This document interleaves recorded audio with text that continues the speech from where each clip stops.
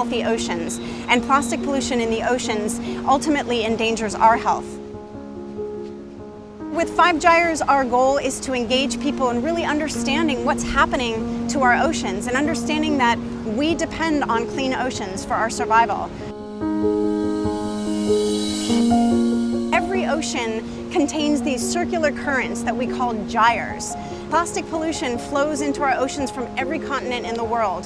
The bags, the bottles, the straws, the forks, the throwaway plastics that we all see as such a big part of our consumer habits.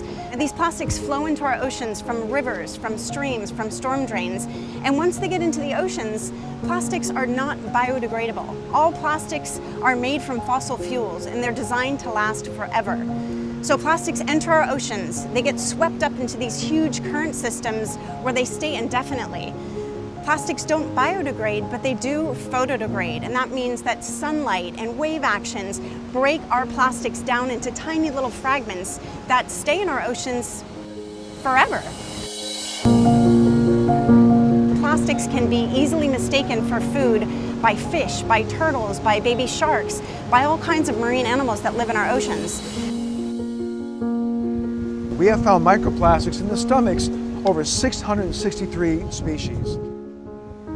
Plastics has the ability to absorb all kinds of hydrophobic pollutants, things like PCBs and DDT, flame retardants, all these chemicals that persist in the environment. They stick to plastics in really high concentrations. So one small piece of plastic can have up to 1 million times higher concentrations of these organic pollutants in the ambient seawater. I mean, you've got little small zooplankton eating small dust-sized particles of plastic laden with toxins. Then those toxins come off the plastic into their bodies, up the food chain to smaller fish, to bigger fish, ultimately to you and I. By several degrees of separation, we are trashing ourselves by trashing the seas with our plastic waste. The initial production of plastic involves taking oil or natural gas and making it into a plastic product, a plastic pellet, and then that plastic pellet is then used to make a plastic bottle. And when we recycle instead and make a plastic bottle out of another plastic bottle, we're avoiding the energy that was used to make the plastic, the greenhouse gases, the toxics, all of that gets avoided. And so the carbon footprint of a bottle that's made out of 100% recycled material is actually 70 to 90% lower than the carbon footprint of a bottle that's made out of virgin plastics. The problems facing our oceans and our planet can seem overwhelming at times, but fortunately there are small things that we can all do every single day that do add up. One is just simply refusing single-use plastics, not using plastic bags, bottles, forks, and straws, bringing our own containers, and making smarter choices about the products that we buy every day.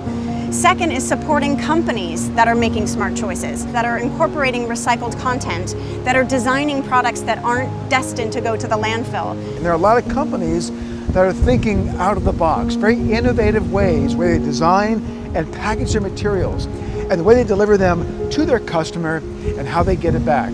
That kind of circular economy around the material is what's going to save our seas. It's going to take major creativity and innovation from companies that are producing products and policymakers that are instituting laws and everyday citizens to get involved. But that's why we need people to get informed, to vote, and to make smarter choices with the everyday products that we all use.